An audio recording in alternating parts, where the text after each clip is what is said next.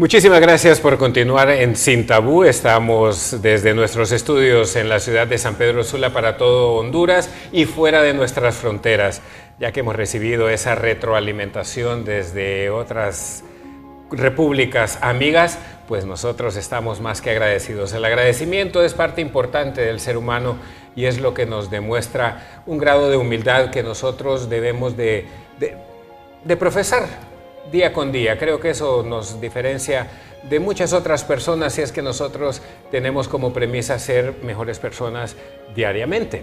Nos proponemos ser mejores seres humanos con cada amanecer, con el agradecimiento al Divino Hacedor del Universo. Y hoy tenemos en nuestra casa y estamos muy agradecidos con Dios y con Él porque nos permitió su compañía aquí en nuestro programa y su agenda así lo permitió también.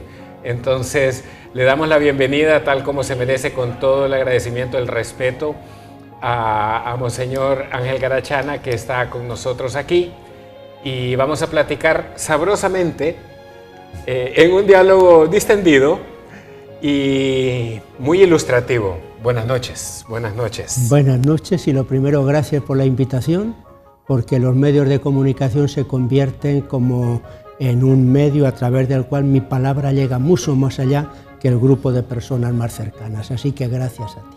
Bueno, es parte de nuestra premisa principal, llevar orientación también a la población que nos sintoniza y no solamente en Honduras. Estamos llegando fuera de nuestras fronteras y eso es importante. Estamos en la época de la globalización, ¿cierto? Exacto. Lástima que nosotros no aprovechamos como deberíamos eso, ¿no? Creo yo que debemos aprovechar eso de la mejor manera. Aprovechar todas estas redes, como dice Arien, estamos enredados universalmente. Son medios que lo importante es para qué fines los usamos y cómo los aprovechamos. Medios que algunos los aprovechan para el mal, pero nosotros tenemos que aprovecharlos para el bien, la verdad, la belleza. Entonces son un gran don de Dios para el bien. Monseñor, hace unos días, usted tuvo una presentación ante los medios de comunicación de una conferencia de prensa con referencia a esta Semana Santa. Me pareció muy interesante y muy importante también, y es por eso que estamos agradecidos con su presencia aquí esta noche, porque queremos formar parte de ese equipo, que sirvamos nosotros de extensión para hacer llegar ese mensaje. Aparte del anuncio que usted nos hizo con ese nuevo encargado con los medios de comunicación, y es por eso que decimos, bueno, llegó Monseñor aquí al canal y luego trataremos de ir acomodando nuestras agendas con quien va a corresponder posteriormente. Muy bien. ¿Cómo vemos estas Semanas Santas de los últimos años, Monseñor? Así ya hablando un poquito ya de lleno sobre el tema, porque justo hablábamos de tradiciones, ¿no? Y muchas personas también dicen, bueno, Tegucigalpa es un ejemplo. Han retomado aquellas costumbres, aquellas tradiciones de antes, de participar activamente en todos esos eventos que la Iglesia ha organizado y que gracias a Dios están sirviendo también para fortalecer la fe y ayudarnos a participar en familia en las diferentes actividades del calendario que se ha planificado. Tenemos que reconocer que Honduras forma parte de ese cambio cultural profundo que se ha experimentado en los últimos años. Los analistas sociológicos dicen que estamos viviendo una época cultural de cambios profundos, rápidos, complejos y globales. Y nosotros no estamos al margen. La Honduras de hoy no es la Honduras de los años 40, 50, 60, un gran cambio cultural. Pero tengamos en cuenta que el cambio cultural influye también en la vivencia religiosa, en sus expresiones, en sus signos, en sus símbolos, porque cultura y religión se entremezclan. La fe es una fe inculturada, no la vivimos acá en los signos, símbolos y demás, igual en Honduras que en África. La fe está inculturada, pero queremos también que la cultura esté impregnada de la fe. Así que hay una interrelación. Por eso también estamos viviendo cambios muy importantes en la vivencia, en las expresiones religiosas. En este sentido, el cambio cultural incide en la vivencia de la fe y yo soy de la opinión que la Semana Santa, que coincide con el verano, es como un test de personalidad cristiana. Ahí están los psicólogos que hacen un test de personalidad. Sí. Diríamos, la Semana Santa es un test de personalidad cristiana. ¿Con quién la voy a vivir? ¿Con Cristo o sin Él? ¿Cómo voy a vivir la Semana Santa? ¿Centrado en los misterios fundamentales de la pasión, muerte y resurrección del Señor, en familia, en comunidad?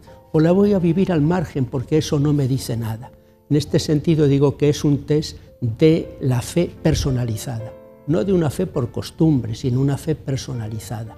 Y dentro de ese cambio, lo que importante es conservar lo que llamaríamos los núcleos de esa fe, de la gran tradición de la Iglesia y otras cosas que son más secundarias, que han desaparecido, que son propias más de Honduras, que no son tan esenciales. Lo importante es mantenernos fieles a esa gran tradición esencial, teniendo la libertad o no preocupándonos de que varíen otras formas más secundarias de expresar y de vivir la fe. Aprovecho el momento para hacer la pregunta que muchos hemos tenido que afrontar en algún momento, muchos católicos, ¿no? Y tiene que ver con otras religiones, que siempre yo trato de decir, y con eso no me estoy lavando las manos antes de tiempo, no me estoy curando en salud, pero sí cuando nos dice, es que ustedes los católicos con eso que hacen, que esas asoleadas y que esas desveladas y que esas caminadas que dan, y que refiriéndose a las procesiones, a los diferentes eventos, yo les digo, mire, vivamos nuestra fe de acuerdo a cómo querramos, pero vivámosla, respetando cada quien su ámbito. Entonces, fue parte de la motivación personal que tuve para esta invitación con usted acá, porque yo dije, bueno, cuando uno está en el colegio, la universidad o la escuela y el asunto es de matemáticas, es con el profesor de matemáticas o el maestro, ¿no? De matemáticas. Si es de estudios sociales, pues es con el de estudios sociales. Entonces dije, no me corresponde a mí contestar de una manera tal vez hasta irresponsable, pero porque muchas veces no nos entendemos entre nosotros. Si no estamos decididos o no respetamos si comemos tortilla de maíz o tortilla de harina o pan, o agua, refresco u horchata, peor para que nos pongamos de acuerdo. Y como usted lo acaba de decir, estamos en un momento tan complejo en nuestra historia, en nuestra cotidianidad, que para qué me voy a poner yo a disentir.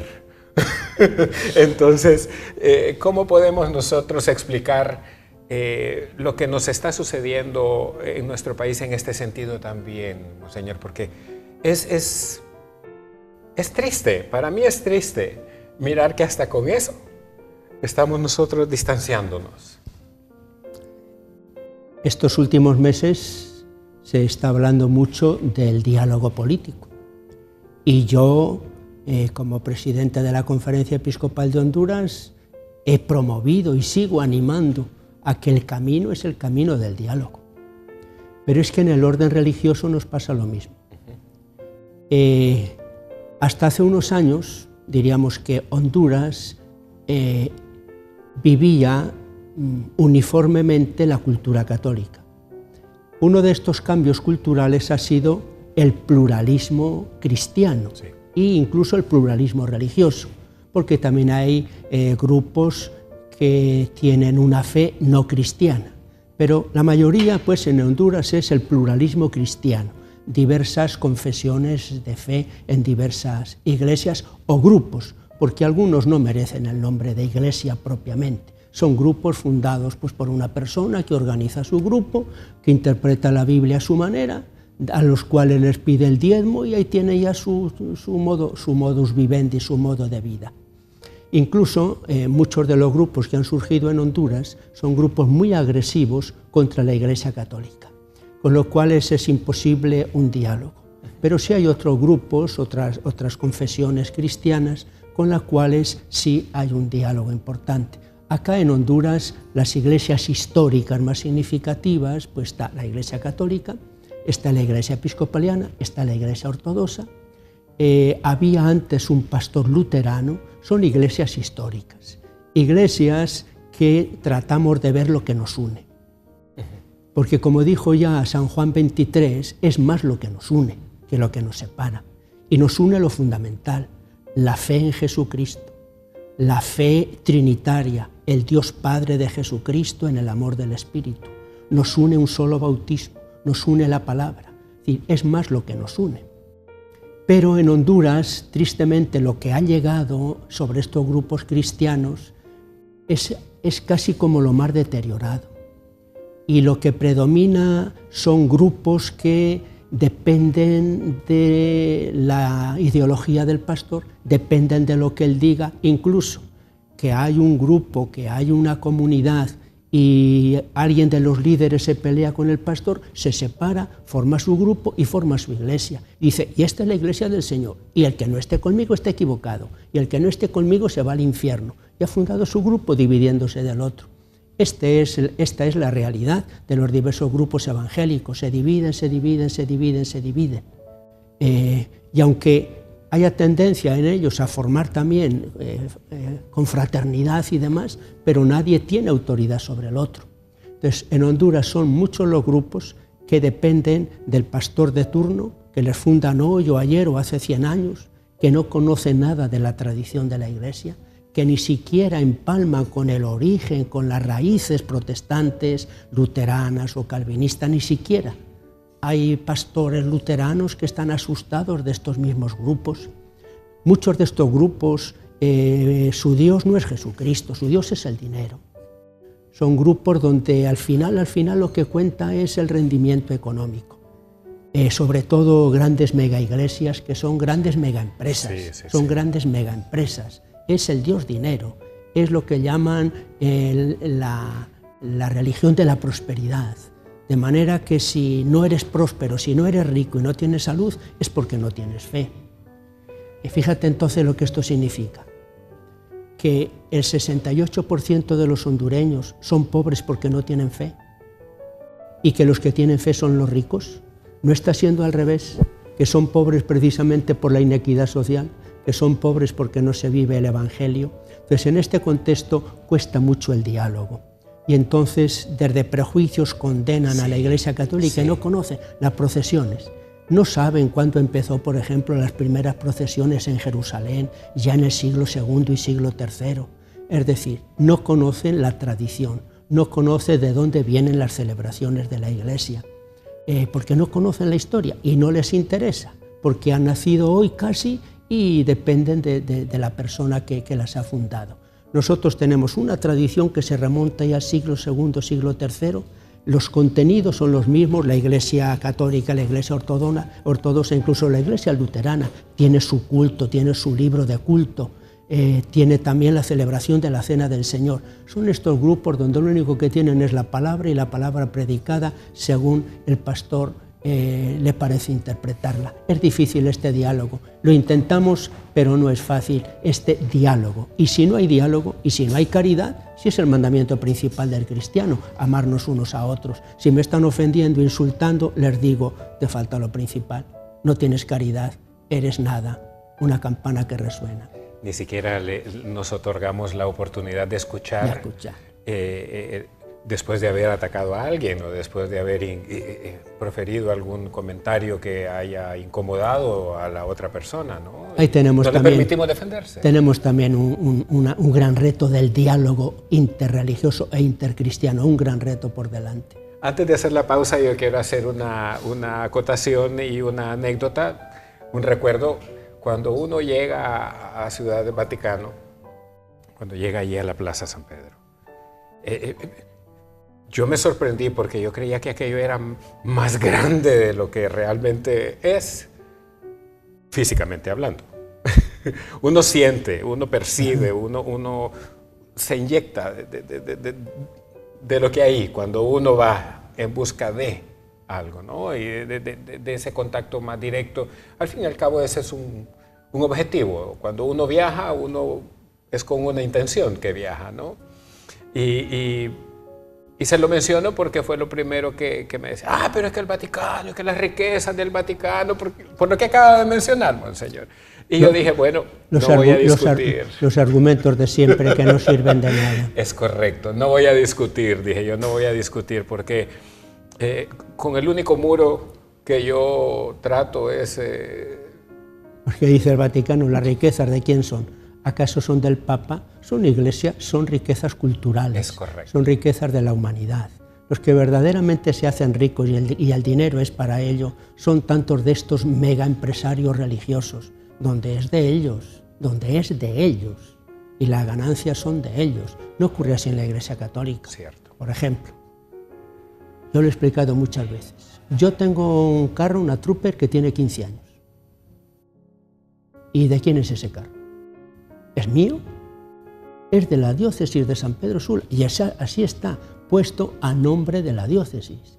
Y está prohibido que esté a mi nombre. Sí. Y el sacerdote que está en una parroquia, el carro es de la parroquia, no está su nombre. Y se va a otro sitio y tiene que dejar el carro. La casa cural en la que vive es de la diócesis. Le destina a otra parroquia, agarra sus cosas personales y se va. Ese desprendimiento, ese no ser propietarios, ese no buscar el dinero y el dinero. Ese es el estilo nuestro. Es complicado para muchos comprenderlo. Esa es la pobreza evangélica, esa es la disponibilidad de servicio. Eso es estar en el ministerio no para capitalizar, sino para servir. Y no nos permitimos ilustrarnos tampoco. Muchas veces hablamos sin investigar. Nosotros vamos a aprovechar a hacer una pausa en este momento. Retornaremos con más aquí en Sin Tabú para que usted vea que aquí no hablamos solamente de aquellos temas a los que usted está acostumbrado, de los que usted cree que nosotros hablamos solamente. Aquí hablamos de todo de manera abierta, pero con mucho respeto. De lo que se trata es de orientarnos, de ilustrarnos, para saber cómo somos nosotros, comprendernos mejor y comprender a la sociedad en la que vivimos. Y hoy estamos en este diálogo interesante y muy edificante también. Yo le confieso una cosa antes de esta pausa, y es que cuando uno anda, y tengo testigos, que cuando uno anda a veces cargado del diario vivir, platicar con alguien que le transmite esa paz y que lo hace pensar a uno y recapacitar en algunos aspectos, pues ayuda a oxigenar el pensamiento. Y eso ayuda para la tranquilidad del espíritu, porque hay un mejor transcurrir en el día. Vamos a la pausa y retornamos.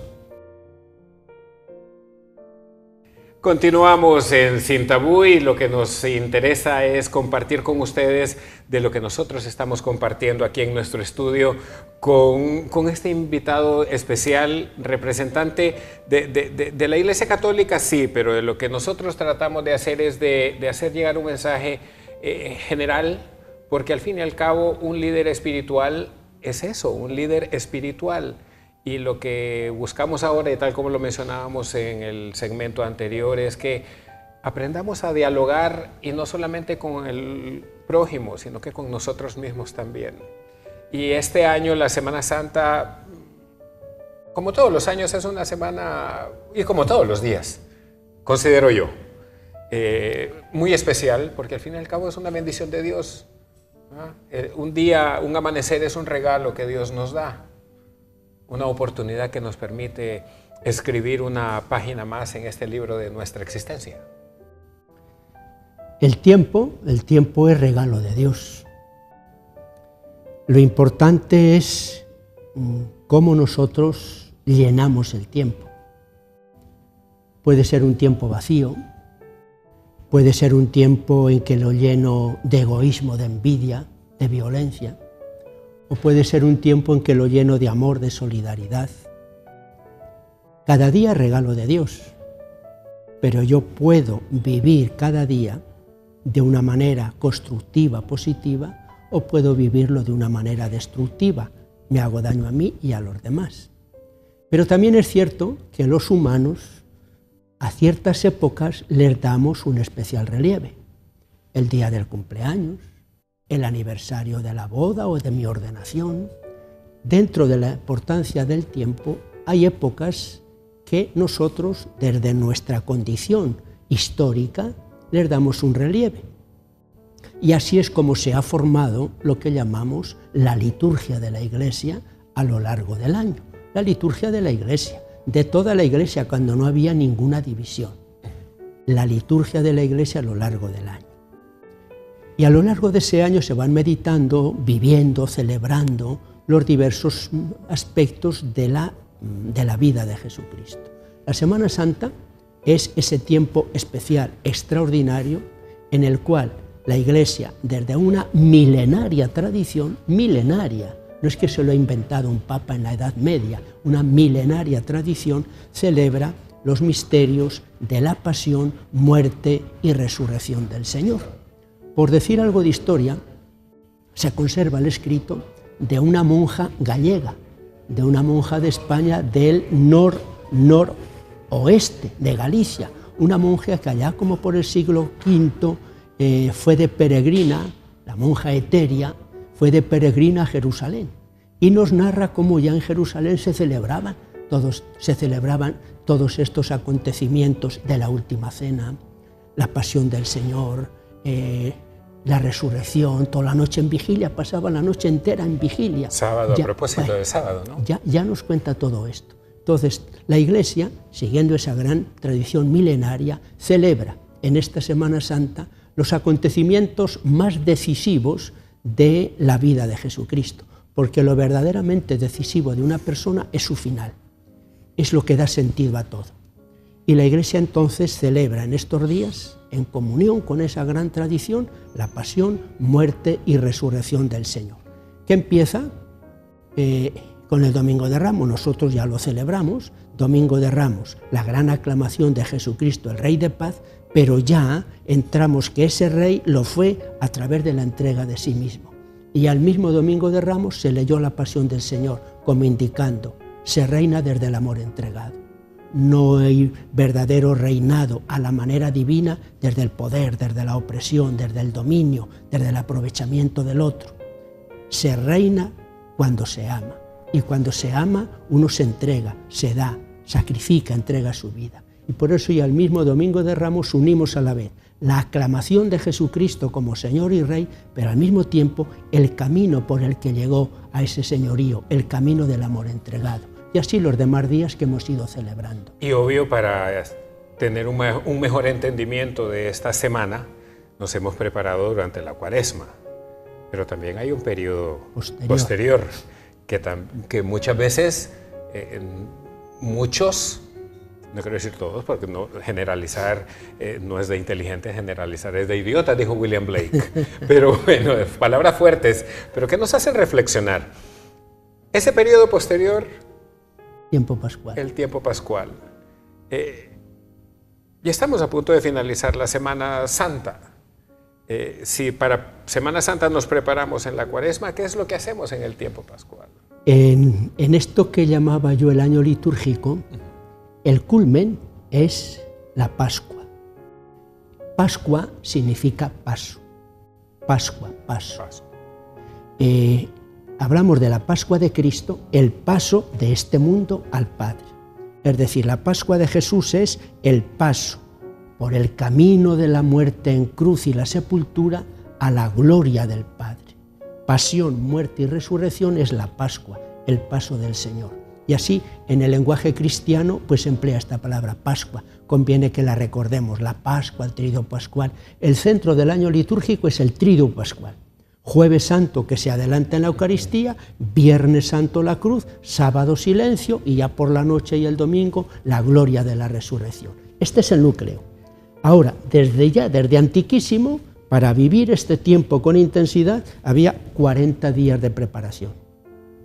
Pero luego, la alegría, el gozo por la resurrección del Señor es tan grande que la Iglesia lo celebra con lo que llama la cincuentena pascual. 50 días de Pascua, que culminan con Pentecostés.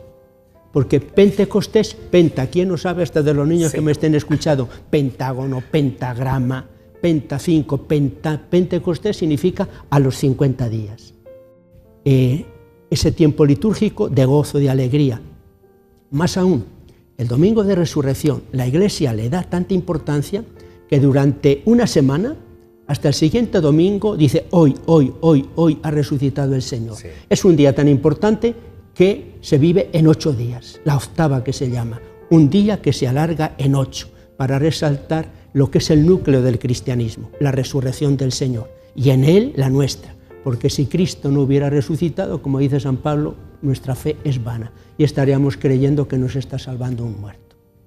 Me vino la pregunta aquella que nos hacíamos nosotros pequeños, entonces ¿por qué le decimos Pascua a las Navidades? El sentido pascual, verdadero Pascua, es la Pascua, el tridio pascual, el paso. La Navidad propiamente no habría que llamarlo Pascua. Es más bien el tiempo litúrgico de Navidad, que también tiene 4 semanas de preparación, el Adviento. Tiempo litúrgico de Navidad, con el nacimiento de Jesucristo, nacimiento, Sagrada Familia y la manifestación a aquellos sabios de Oriente. Para no confundir los tiempos y los términos, ¿no? Porque Pascua en sentido estricto es el trido pascual, es el de ahora. Que lo celebramos en esta Semana Santa. Pasión, muerte y resurrección del Señor. Bueno, añado, y a esa Pascua nosotros nos insertamos por el bautismo.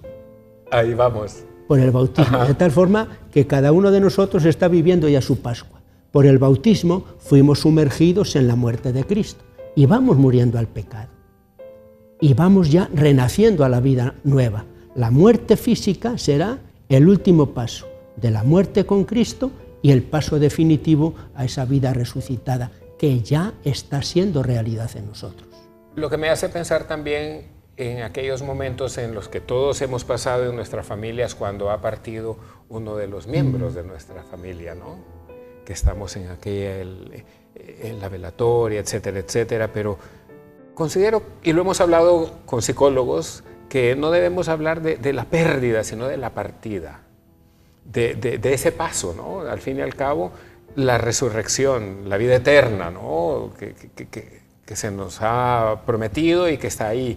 Pero nosotros hemos dejado de lado el verdadero sentido de estos días de Semana Santa.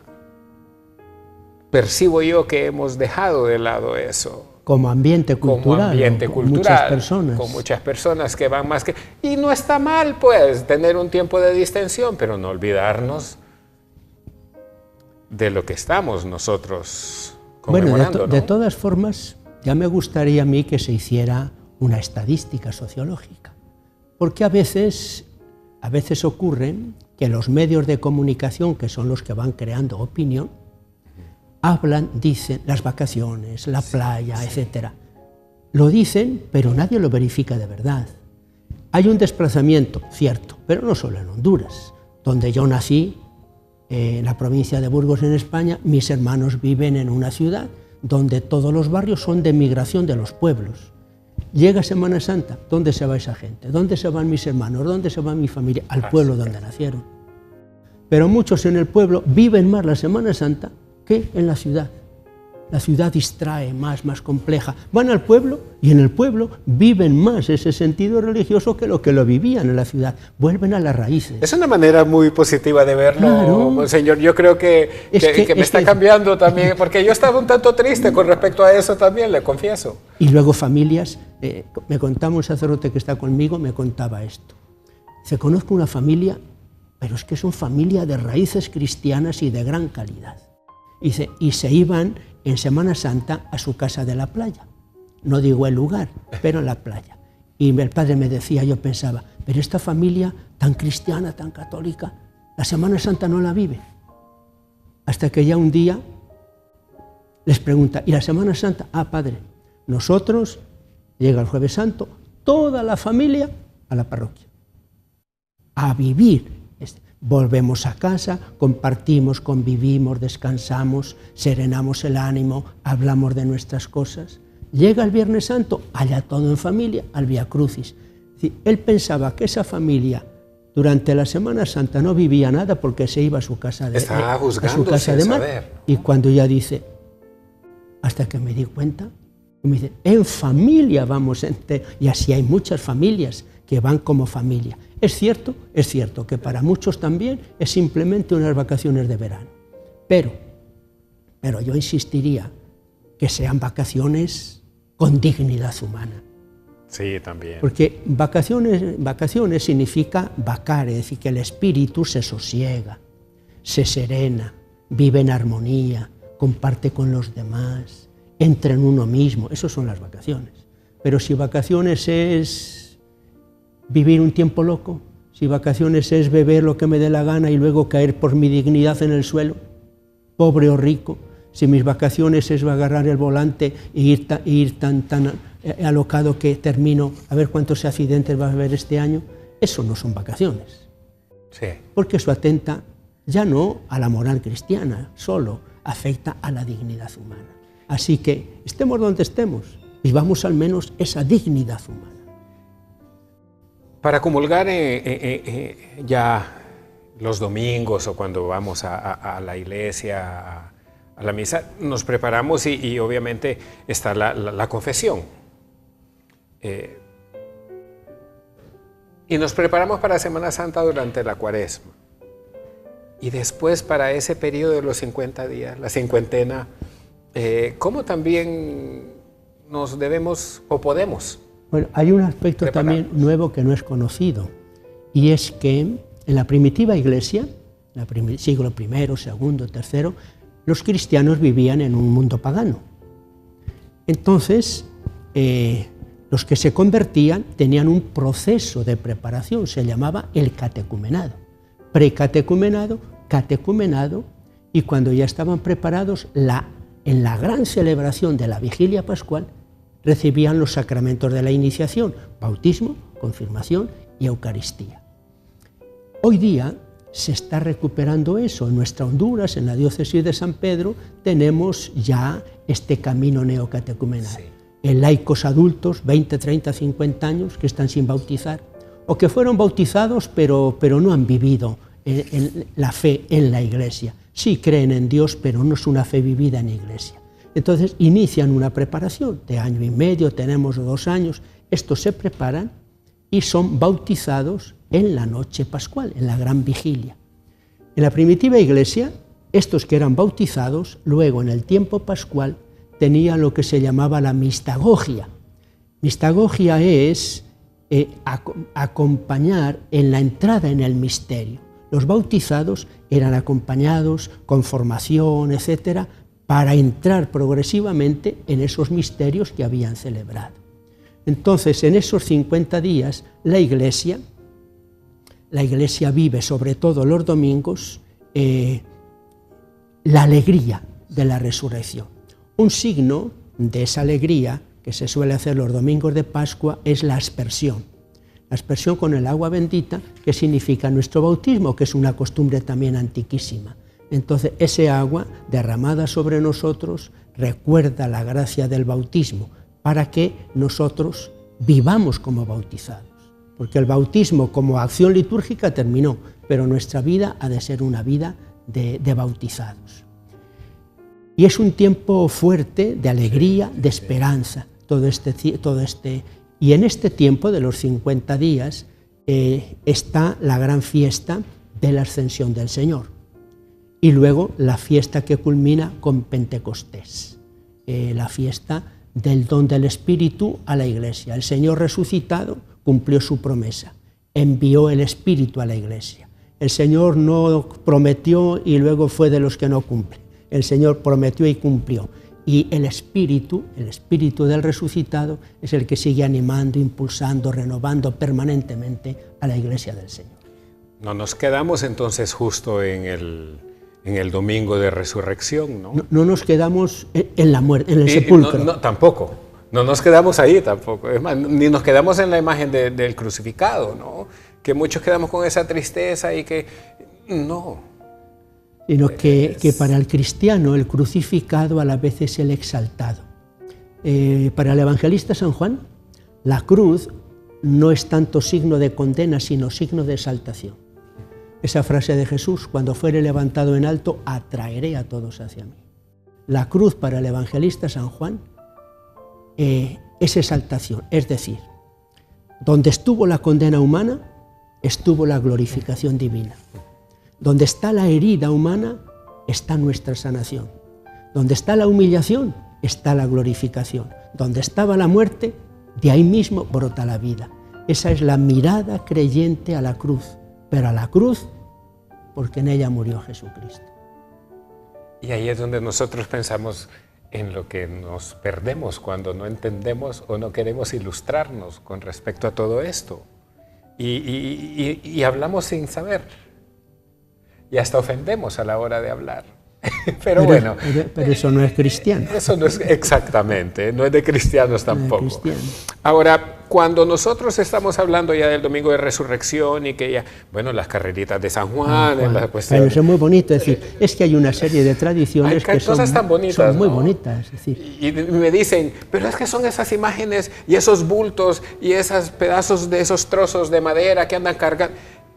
Entienda. A ver, quien habla de eso no ha entendido nada de lo que es la antropología de la imagen. Exactamente. No ha entendido nada de lo que es la cultura como expresión de la fe. No ha entendido nada, porque quien luego dice eso, él mismo está cargado de signos, de símbolos que acepta y no se cuestiona desde su ideología. Sí. Porque quien dice eso de imágenes, luego tendrán danzas, tendrán lo que sea, tendrán las fotografías. Es decir, no podemos vivir sin imágenes, pero es que incluso yo no puedo pensar sin imagen. Correcto. No puedo pensar sin imagen. Entonces, ahí hay un problema, lo de las imágenes, que no vale la pena entrar en él. No vale la pena entrar en él. En otras oportunidades platicaremos acerca de esos sí, aspectos, porque lo interesante de todo esto es que sepamos entender y de esa manera también respetar. Y nos respetemos mutuamente en sociedad, ¿no? Sí. Que tanto nos hace falta. Ahora, sí quisiera platicar con usted, o que usted nos platicara y nos ilustrara en ese sentido, porque esos 50 días, que son tan importantes también para nosotros, muchas veces no los comprendemos, o no son tan importantes como la Cuaresma. Promocionados, como la Cuaresma. Por no utilizar la palabra promocionados, ¿no? Mencionados, para no utilizar. Bueno, yo lo que veo es que, a ver, en la tradición católica, tal como se ha vivido en Honduras, es una tradición que viene desde la evangelización de España. Correcto. Hay todavía una tradición con muchos símbolos y muchas expresiones de la Cuaresma y de la Semana Santa, sobre todo pasión y muerte del Señor. Y aunque el contenido de la fe afirma como sustancial la resurrección, ahí es como más difícil dar forma simbólica y figurativa. Sí. Pero de hecho, en la celebración litúrgica del Sábado Santo, ¿cuál es el símbolo de la resurrección? No es una imagen de Cristo resucitado, es el cirio pascual, la luz. La luz. A un crucificado es fácil hacer una imagen de él, pero del resucitado, el símbolo en la liturgia es la luz. Entonces, todo ese tiempo pascual quedó como más diluido. En América Latina, nuestro pueblo también, con tanto sufrimiento, ha remarcado mucho el sufrimiento de Jesús. Y esto tiene su valor. El pueblo cristiano, el pueblo latinoamericano, ve a Cristo sufriente y se identifica con él. Y en ese Cristo sufriente recibe consuelo, recibe fortaleza. Hay gente que no entiende el Cristo, la cruz, la cruz. La gente que mirando la cruz recibe un ánimo, una fuerza heroica la que viven tantas personas con sufrimiento. Todo eso es positivo. Ha quedado como más diluido el otro aspecto del misterio. El crucificado es el resucitado, pero el resucitado es el crucificado. De tal forma que en la fe cristiana no podemos separar esas dos cosas. El crucificado es el resucitado, pero aquel que ha resucitado lleva las marcas del crucificado, llagas gloriosas, pero llagas del crucificado. Entonces, este segundo aspecto de la resurrección en nuestra cultura tradicional estuvo menos resaltado. ¿Qué ocurre? que desde la renovación de la liturgia hace unos 53 años con el Concilio Vaticano II, todo esto ha cambiado. Y en Honduras, así como hay personas que eran católicas y se han pasado a grupos evangélicos, pero añado, en grupos evangélicos que hoy están con uno, mañana con otro y mañana con otro y luego con ninguno. Y también hay otros muchos que regresan. Los católicos cada vez están más formados, cada vez se comprometen más con su iglesia, cada vez viven mejor la liturgia. Y todo este grupo de católicos que participa en la vida de la iglesia muy activa y dinámicamente, cada vez viven y comprenden más la vigilia pascual. De hecho, en las iglesias de nuestras parroquias, en los barrios, colonias, etc., la vigilia pascual, aunque sea por la noche, la iglesia está llena. Sí, con una alegría desbordante, sí. La luz del cirio, las candelas, el agua del bautismo, la lectura de la palabra de Dios abundante, 7 lecturas, 6 del Antiguo Testamento, sí. Nuevo, es decir, es una gran fiesta. Esto cada vez se vive con más intensidad por aquellos católicos que van estando más formados, más implicados, más comprometidos en su fe. Así que este aspecto está siendo cada vez más comprendido, celebrado y vivido. Vamos a aprovechar para hacer una nueva pausa y vamos a retornar para que platiquemos un poquito más sobre las actividades aquí en San Pedro Sula y ver cómo nosotros también podemos involucrarnos y también cómo podemos ilustrarnos a través de la participación, porque al fin y al cabo habemos católicos que muchas veces nos quedamos en casa y no queremos salir de la comodidad de nuestro hogar y bueno, así como a veces los domingos quedamos a las 7:30 de la mañana escuchando la misa por la radio. Entonces, a veces queremos también estar desde casa, pero también hay que participar. Bueno, celebración virtual. ¿Le parece si hablamos acerca de todo esto, la tecnología también con respecto a lo que nosotros sí. Y cómo la iglesia también, católica estamos nosotros a propósito del... Tiene un valor, pero como decimos, exacto. La presencia virtual tiene un valor, exacto. Pero nunca es como la presencia física. Sí. No. Y platicaremos acerca de eso también, de encender la velita allá, como se hacía antes, como se hace ahora, las penitencias, las promesas que nosotros hacemos en algún caso, y otros aspectos que nosotros ahí también, porque queremos aprovechar su presencia por acá, Monseñor, y lo interesante de todo esto es que sentimos esa apertura de que podemos, al fin y al cabo la palabra está de moda, dialogar. Así es, es que es el único camino de entendernos las personas. Sí, ¿no? El diálogo que escucha, que propone, que acoge, que comprende, que busca lo que nos une, es el único camino de las personas, y mucho más si ya lo miramos desde el enfoque cristiano. Dios mismo quiso dialogar con nosotros. Y cuando nosotros tengamos, bueno, yo creo que eso lo voy a incluir ya al final del programa, porque sí considero que es, o consideramos que es, eso del ego, ¿verdad? Del yo, hay que consideramos que es importante que si hay un líder espiritual, así como lo hablábamos antes de un maestro en la escuela, que ese profesor, que esa maestra, que ese maestro tenga esa apertura para poder escuchar las consultas, las dudas que tengan quienes las tienen. ¿Mm? Muy bien. Entonces, ahí vamos a aprovechar para hacerle unas preguntitas adicionales. ¿Mm? Vamos a la pausa y retornamos aquí en Sin Tabú. Estamos platicando, mire, aprovechando esta Semana Santa y a propósito de este color, aunque este es más pálido que el que generalmente se utiliza, el moradito. Vamos a hablar de los colores también y de los símbolos y aquello que usted nos mencionaba durante el diálogo que hemos sostenido, porque también todo tiene un porqué. Todo tiene un significado. Todo tiene un significado. Vamos a la pausa y volvemos. Continuamos en Sin Tabú esta Semana Santa, pues con la presencia de nuestro invitado esta noche aquí, esta semana santa, que nos llama a todos a reflexionar un poquito y hacer un análisis introspectivo de cómo nosotros estamos viviendo, no solamente esta Semana Santa, sino que nuestro transcurrir por este mundo. Se habla mucho de los 33 años de Jesús y que la muerte, pasión, muerte, resurrección y demás, pero nosotros, al fin y al cabo, somos nosotros los que estamos acá y que Él vino, dio su vida y estamos acá. ¿Cómo vivimos nosotros, no? ¿Y cómo nosotros entendemos cada una de las cosas que durante estos días vemos en las diferentes actividades que se han organizado? Estamos hablando de la Iglesia Católica y, como lo mencionábamos, colores, hay símbolos, ¿no? Significados. Sí, la vida humana está llena de símbolos. Ahora mismo que estamos hablando, nos estamos mirando, estamos gesticulando con las manos. Y míreme cómo estoy. Llega el esposo que se despide de su esposa para ir al trabajo, le da un beso. Nos saludamos, nos estrechamos la mano, regalamos una flor, un libro. Y la vida humana, en cuanto es espíritu encarnado, está llena de símbolos, de signos.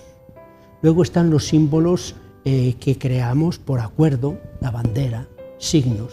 Escudos. Signos, símbolos, todo. Así es la vida. Entonces, la liturgia de la Iglesia está llena de símbolos, pero toda liturgia, toda celebración litúrgica, toda celebración cúltica está llena de símbolos, porque no somos espíritus puros.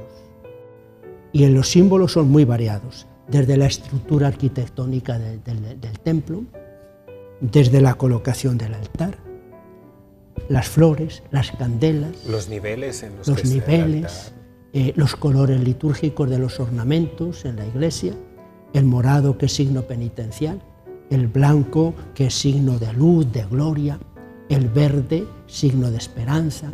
Los colores tienen todo un significado, los gestos, dense la paz, las posturas, todo está lleno de significados. Los sonidos. Y por eso la Iglesia en la liturgia quiere que todo nos entre por los sentidos. El incienso, es decir, la liturgia es una vivencia espiritual, pero nos entra todo por los sentidos, por los ojos, por el oído, por el olfato, por el tacto. Por ejemplo, acá nuestra cultura hondureña es una cultura del tacto. Cierto.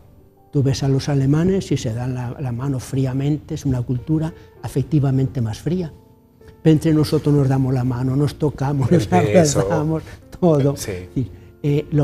Esto que es humano, lo vivimos en la liturgia. Una liturgia sin símbolos, aséptica, fría, no es una liturgia humana.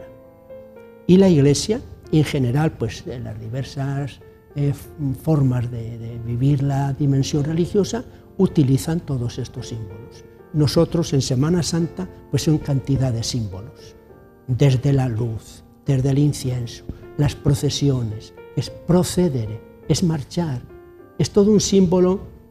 Las procesiones, si es que hay gente que no lo entiende, ¿qué significa procesión? Proceder, estar en marcha.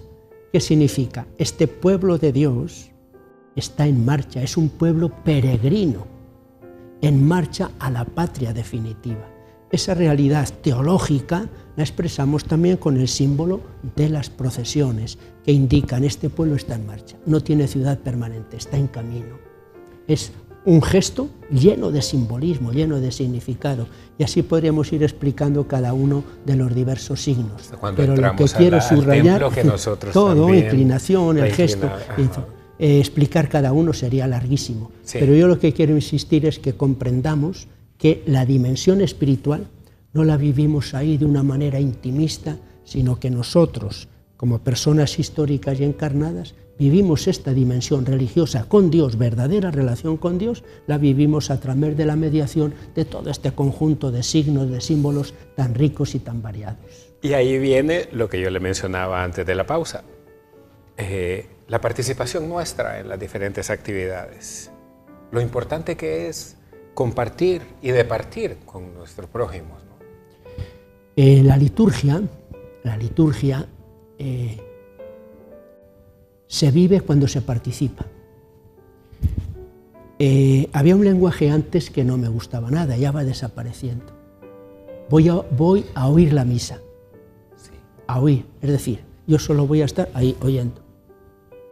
No, voy a participar. Incluso podríamos decir que todos concelebramos. No es que solo celebra el Padrecito, Y recuerde que antes el padre oficiaba la misa y de espaldas y, bueno, y en latín, etcétera. Ha habido una evolución, sí, ¿no? También tenía un significado de espaldas, exacto. El pueblo que camina, el sacerdote como el líder que lleva adelante al pueblo, pero hoy día se resalta la dimensión de comunidad. Todos participamos, nos miramos, nos vemos. Ese sentido que tiene hoy más. Y nos tocamos. Y nos tocamos. Entonces, la liturgia, la Semana Santa, no es un espectáculo. Correcto. Es una participación. De ahí es muy distinto participar en las celebraciones, participar espiritualmente, afectivamente y vivirlas, que simplemente ser espectador de una procesión. Hay muchos turistas que van a Comayagua o van a Tegucigalpa de espectadores. Ven los pasos y dicen, qué paso tan bello, qué escultura, qué talla. Por ejemplo, en España las tallas, bueno, la de Sevilla es más barroco, más recargada. Sí, esa me impresiona. Pero la de Valladolid, castellano como yo, son más austeras. Sí, ¿verdad? Son unas tallas, bueno. Pero, ¿qué voy? ¿Simplemente como uno que admira las tallas? ¿Soy espectador? No. La Semana Santa, la liturgia, hay que vivirla, hay que participar en ella. Y cuando uno participa, entonces sí que siente una transformación. Participa, se une con Cristo, se une con los hermanos, pide perdón, se conmueve de verdad, se alegra y siente que la Semana Santa vivida a uno no lo deja igual que antes. Realiza una transformación interior. Es palabra clave. A la liturgia se va a participar, no simplemente de espectador. Eso es lo que yo les mencionaba y por eso se lo traje a colación en el diálogo de esta noche, porque compartimos muchas Semanas Santas en Tegucigalpa. Obvio, como humanos a veces nos ponemos y comparamos, así como están estos dos recuadros aquí. Y me decían, en San Pedro las cosas, la Semana Santa y las celebraciones no es como, es que no estamos ni en competencia, no es una competencia. Claro, bueno, también tengamos en cuenta una cosa. Tegucigalpa, Comayagua, Occidente, tienen una larga historia colonial. San Pedro Sula es de ahora. San Pedro Sula, a comienzos del siglo XX, 1905, tenía como 5.000, 7.000 habitantes. Sí, cierto, es verdad. Hay Pastor Fasquel en el libro La biografía de San Pedro Sula, ahí nos habla de un poco del San Pedro. San Pedro Sula se formó en los últimos, digamos, 60, 70 años. En el año 60 empezó el gran despliegue. San Pedro Sula no tiene esa tradición colonial. Ese arraigo. Mira, en la costa norte, ¿sabes cuál es la única iglesia colonial que existe del siglo XVIII? La capillita de Yohoa. Dato interesante e importante. Tiene usted toda la... Gracias por recordárnoslo. No tenemos más iglesias coloniales. Sí, es cierto. Entonces no tenemos esa larga historia que verdad. tiene Comayagua, que tiene Tegucigalpa. No tenemos esa larga historia. Entonces ha surgido como algo más nuevo. Y en ese sentido, las mismas imágenes que tenemos no son imágenes con esa gran tradición colonial, son imágenes más recientes. Entonces es una celebración con menos tradición en este sentido y más centrada en lo que es los actos litúrgicos. ¿Existe algún proyecto para poder ir haciendo más, podríamos utilizar la palabra atractiva, la celebración o el desarrollo de esas actividades, Monseñor? Porque sí, también, como lo acabamos de mencionar en el segmento, por los ojos, por el oído, por el tacto, por... Bueno, hay también que tener en cuenta una cosa. Cuando yo llegué de jovencito, el año 1972, con 28 años, llegué a la parroquia Guadalupe, era la 4ª parroquia. Entonces, casi todo se centraba en la catedral. ¿Cierto? Era parroquia de la San Pedro Apóstol, San José de Medina, San Vicente y la Guadalupe, no había más. Pero es que ahora San Pedro ha crecido y tenemos como 18 parroquias. Entonces hay menos gente que viene a la catedral. Menos gente que viene, entre otras razones también por la dificultad de aparcamiento. Tenemos la iglesia de San Vicente que se llena, pero tenemos la iglesia de Chamelecón, tenemos la iglesia de Las Palmas, de Ahí Satélite, de todo. Me bautizaron en catedral, En catedral. e hice la primera comunión en Chamelecón. Es decir, la celebración en San Pedro no se reduce a la celebración de la catedral.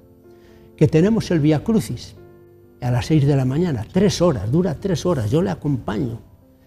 Pero es que hay Vía Crucis en la Ribera Hernández, hay Vía Crucis en Chamelecón, hay Vía Crucis en la Satélite, hay Vía Crucis, es decir, cada vez se amplía más porque crece el número de parroquias y los fieles participan ahí porque las parroquias lo preparan bien. En ese sentido viene menos gente a la catedral, que siempre atrae. La catedral siempre atrae, sobre todo Domingo de Ramos y luego también la procesión del Santo Entierro, también atrae a mucha gente que ya ha tenido la celebración en su parroquia y viene a la procesión del Santo Entierro del viernes por la tarde. Al fin y al cabo es catedral. Sí, siempre es catedral, es la iglesia de todos. ¿Y siente uno un ambiente diferente en catedral? Yo asisto a San Vicente, asisto a otros, pero cuando voy a catedral es diferente. Bueno, catedral es catedral. Catedral ya sabes que catedral viene de cátedra. Sí. Cátedra tiene un significado académico y un significado religioso. Cátedra es el lugar donde se pone el que enseña. Bien sea el profesor catedrático, bien sea el obispo que tiene su cátedra en la catedral. Y por eso en la catedral es donde está la cátedra del obispo, que preside en la unidad a toda la iglesia, y por eso es la iglesia de todos. ¿Qué ocurre? Que en San Pedro, además de catedral, es parroquia de San Pedro Apóstol, porque normalmente en las iglesias históricas antiguas de Europa, la catedral no suele ser parroquia. De nosotros es catedral, pero es parroquia de San Pedro Apóstol. Y me gusta cómo está decorada en su interior también. Bueno, es una gran obra. La Catedral de San Pedro es muy reciente, pero es una buena obra, también artísticamente y arquitectónicamente hablando. Y de vez en cuando, mire, mis compañeros, porque el que se encarga de esas velitas soy yo. Entonces, y ese significado para mí está siempre ahí por eso. Y no lo había dicho nunca y se lo menciono ahora a mi compañera Elizabeth, que está por acá. Y de vez en cuando voy por allá también y enciendo una velita por ahí. Pero me siento raro poniendo una velita dentro del templo, ahí en catedral. No sé. Ahí, por ejemplo, lo de las porque no quiero que el hollín o qué sé yo. Lo de las candelas. Es que también, por ejemplo, la cultura indígena de Guatemala. Sí. La cultura indígena, ya como cultura cristiana. Si alguien va y les quita el incienso, el humo, las candelas, para ellos es toda una expresión. Entonces no hay que condenar las culturas, hay que conocerlas. Y quizá para mí eso no me dice nada. A ver, yo trato de comprender qué significa para ellos este gesto, qué expresan en él. Entonces no se lo podemos quitar. Una candela, yo la he encendido, ¿qué significa? Esa se va a ir gastando ante el Señor. Yo vuelvo a mis trabajos. Mi vida se va gastando como una candela en ofrenda de Dios y en servicio al hermano. Es un signo. Sí. Signo que quizá a otro no le dice nada, pero yo lo he hecho con ese significado y para mí es algo muy importante. Sí, ese es mi y caso. Otra persona tendrá otro signo. Hay persona que dice, yo todos los días llevo una flor al Señor en el sagrario. ¿Podría ser una flor la sustitución de una vela? Pues una flor que uno regala. Otro regala una flor y yo digo, a mí regálame un libro. Bueno, también, y una ilustración, es decir, y está dando... Hay signos comunes de todos, hay signos de una cultura, hay signos que uno los da un valor y lo tienen para él, y otro puede tener otros signos. Y expresamos todo eso también, toda la dimensión religiosa, como decíamos antes, la expresamos también a través de cantidad de signos. Como... Desde Chamelecón traigo yo esto. La vela. No, Chamelecón está cambiando mucho. Chamelecón ha cambiado mucho. De hecho, el altar de la iglesia del templo era de madera y todo el asunto. Todo antes era totalmente... Y ahora sí, es cierto. Todo el ambiente de Chamelecón está cambiando. Y a mí me alegra. A propósito de Chamelecón, es el padre, ¿no? Padre Luis Esteves. El padre Luis Esteves es lleva 7 años en Chamelecón. Y con mucha actividad y con mucha... movimiento por ahí. Y relacionándose, algunos dicen tienen miedo, y usted, monseñor, no tiene miedo de ir a Chamelecón, a la Lope. Digo, no, yo voy, tampoco. Bueno, yo voy, ahora eso sí, mi carro no tiene polarizados los vidrios. Ya sé a quién va ahí. Yo quiero que me vean. Y que es fácil de reconocer. Claro, y si me hacen algo, que sepan quién soy. No, ya saben, yo ya les veo, voy manejando y veo al muchacho con ropa ancha, digo, ahí está, y le avisa al otro. Ahí vamos, señor, el carro es de él, así que yo voy tranquilo. ¿Cómo está la juventud en estos días en cuanto a llegar a las actividades de la Iglesia Católica en particular, monseñor? Porque es algo que nos preocupa a muchos, ver cómo las juventudes puedan participar y puedan ser bienvenidas por aquello del que ahora nosotros a todos le ponemos etiquetas, discriminamos y ya estamos con esas predisposiciones. ¿Qué es lo que percibo yo? Todos los cambios culturales a quien más se están afectando es a la juventud. Sí. Y eso lo dicen todos los analistas. Todos estos cambios que experimentamos, los más afectados, para bien o para mal, son los jóvenes. Entonces, ellos están viviendo también toda como esa crisis religiosa también. Sí. Yo llevo ya 23 años de obispo y empiezo a preocuparme porque veía más participación de los jóvenes hace 23 años que ahora. Como que intuyo que se está dando en los jóvenes un poco la crisis cultural religiosa que se ha dado en los países desarrollados. Entonces, y si no se da, va a llegar. Hay que estar preparados. Hay que formar al joven, hay que motivarle, hay que darle valores. Es un reflejo de lo que sucede en los hogares, al fin y al cabo. Bueno, esa es, la juventud acá en Honduras, en gran medida, está muy marcada por el ambiente familiar. Un ambiente familiar que gravemente desintegrado. Hay una desintegración tolerable. Todos tenemos una desintegración, ninguno estamos perfectamente integrados, pero es una desintegración tolerable. El problema es cuando es grave y deja heridas muy fuertes en los hijos, que se necesita que esas heridas sean sanadas. Entonces hay aquí un problema muy importante, juventud, familia. El otro aspecto es juventud y cambios culturales, juventud y nueva manera de presentar la fe. Por ejemplo, querer que nuestros jóvenes, con su formación, su cultura, esta cultura de la imagen, etc., vivan la fe como antes, es distinto.